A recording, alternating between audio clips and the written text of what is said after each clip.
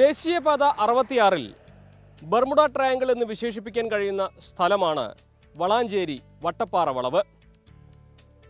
ഇത്രയും കാലത്തിനിടയ്ക്ക് എണ്ണമറ്റ വാഹനങ്ങൾ ഇവിടെ അപകടത്തിൽപ്പെട്ടു. എണ്ണമറ്റ ജീവനുകൾ പൊലിഞ്ഞു.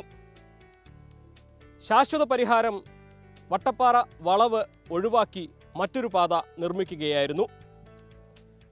ദേശീയപാത വികസനത്തിൽ അതുകൊണ്ട് തന്നെ വട്ടപ്പാറയിലെ ബൈപ്പാസിന് ഏറെ പ്രാധാന്യമുണ്ട്. 4.18 കിലോമീറ്റർ ദൈർഘ്യമുണ്ട് വട്ടപ്പാറ ബൈപ്പാസിന്. അതിൽ തന്നെ 2 കിലോമീറ്റർ ദൂരം പാടങ്ങൾക്കും വയലുകൾക്കും മുകളിലൂടെ വയഡക്റ്റ് ബൈപ്പാസായി. മാറിയ ദേശീയപാത വികസനത്തിൽ കേരളത്തിൽ ഏറ്റവും അധികം ശ്രദ്ധ നേടുന്ന വികസനത്തിൻ്റെ തന്നെ അടയാളമായി എടുത്തു കാണിക്കാവുന്ന ഇടമാണ് വട്ടപ്പാറയിലെ വയഡക്റ്റ് ബൈപ്പാസ്.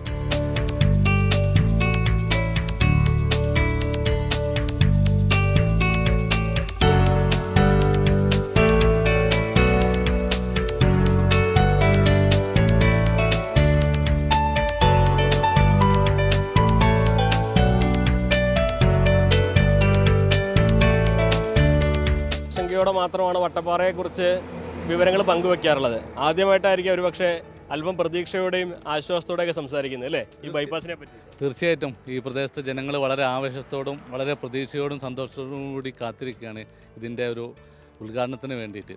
നമുക്കറിയാം തൃശ്ശൂരിൻ്റെയും കോഴിക്കോടിൻ്റെയും ഇടയിൽ ഏറ്റവും കൂടുതൽ വാഹന അപകടം നടക്കുന്ന മേഖലയാണ് വട്ടപ്പാറ. എനിക്ക് തോന്നുന്നു ന്യൂസ് 8 ചാനൽ പലപ്പോഴും അപകടം നടന്ന സമയത്തും അതല്ലാതെയും അവിടെ വന്നിട്ടുണ്ട്.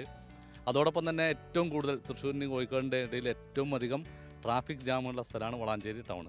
അപ്പോൾ ഈ 2 പ്രശ്നത്തിനും ഒരു ശാശ്വത പരിഹാരം ഇതോടുകൂടി ഉണ്ടാവും എന്നുള്ള പ്രതീക്ഷയിൽ തന്നെയാണ് നമ്മൾ നിൽക്കുന്നത്. ശരിക്കും നമ്മൾ ഈ വട്ടപ്പാറ വളവിനൊരു പരിഹാരം എന്നുള്ളത് പുതിയ വഴി മാത്രമായിരുന്നു. പക്ഷേ ഒരുപാട് സ്ഥലം പോകും, കൃഷിസ്ഥലം പോകും, പരിസ്ഥിതിക്ക് നാശം വരുന്നുള്ള വലിയ ആശങ്കയായിരുന്നു. അവിടെയാണ് 2 കിലോമീറ്ററിലും ദൂരം ഇതിനെല്ലാം മുകളിൽ വലിയ മേൽപ്പാലം നിർമ്മിച്ച് കേരളത്തിലെ തന്നെ ഏറ്റവും മികച്ച ഒരു വയഡക്റ്റ് ബൈപ്പാസ് ആയിട്ട് ഇത് മാറിയിട്ടുള്ളത് അല്ലേ? തീർച്ചയായിട്ടും എല്ലാവരും ആ സമയത്ത് ആശങ്കപ്പെട്ടിരുന്നത് എങ്ങനെയാണ് ഇവിടെ വരിക, എപ്പോൾ വരും, ആളുകൾക്കൊരു പ്രതീക്ഷയില്ലായിരുന്നു. കാരണം ഒരുപാട് സർവേകളും മറ്റും നടന്നുകൊണ്ടിരുന്ന സമയമാണല്ലോ. ഇതിപ്പോൾ യാഥാർത്ഥ്യമായപ്പോഴാണ് ആളുകൾ ഇതിൻ്റെ ഒരു പ്രാധാന്യം മനസ്സിലാക്കുന്നത്.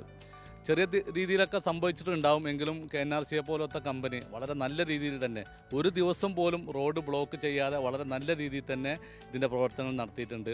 തീർച്ചയായിട്ടും ആ കമ്പനി ഒരുപാട് കാര്യങ്ങൾ അവരല്ലാതെയും ഇവിടെ ചെയ്തിട്ടുണ്ട്. വലിയ രീതിയിലൊന്നും സംഭവിച്ചില്ല. പിന്നെ സ്വാഭാവികമായിട്ടും ഒരു വികസനം വരുമ്പോൾ ചെറിയ രീതിയിലൊക്കെ സംഭവിക്കുമല്ലോ. പക്ഷേ അതിൻ്റെ നേട്ടങ്ങൾ അതിലപ്പുറം നേരത്തെ പറഞ്ഞ മാതിരി അപകടങ്ങൾ കുറക്കാനും അതുപോലെ തന്നെ വളാഞ്ചേരി പോലത്തെ ഒരു പട്ടണത്തിലെ തിരക്ക് കുറക്കാനൊക്കെ ഇത് വളരെയധികം ഉപയോഗമാകുന്നുള്ളത് തന്നെയാണ് നമ്മുടെ പ്രതീക്ഷ.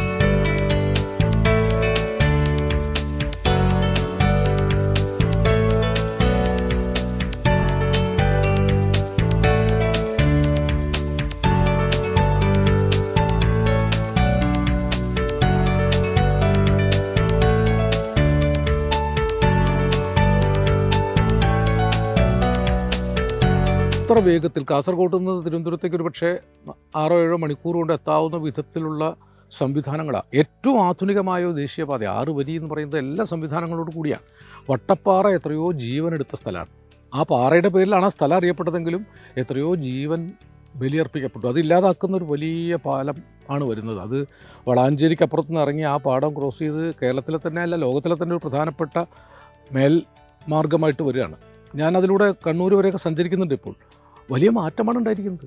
മലകൾ തുരന്നും വെട്ടിമുറിച്ചും പുതുവഴികൾ തീർത്തും ദേശീയപാത വികസനം മിന്നൽ വേഗത്തിലാണ് പുരോഗമിക്കുന്നത്. മെയ് അവസാനത്തോടെ ഈ മേഖലയിലൂടെ ഗതാഗതം അനുവദിക്കുമെന്നാണ് സർക്കാർ അറിയിച്ചിരിക്കുന്നത്. അതിനു മുൻപ് പൂർത്തീകരിക്കേണ്ട പ്രവൃത്തികൾ അതിവേഗം അവസാന ഘട്ടത്തിലേക്ക് കടന്നിരിക്കുന്നു. ഏറെ വൈകാതെ വട്ടപ്പാറ വയഡക്റ്റിലൂടെ പൊതുജനങ്ങൾക്ക് സഞ്ചരിക്കാനാകും.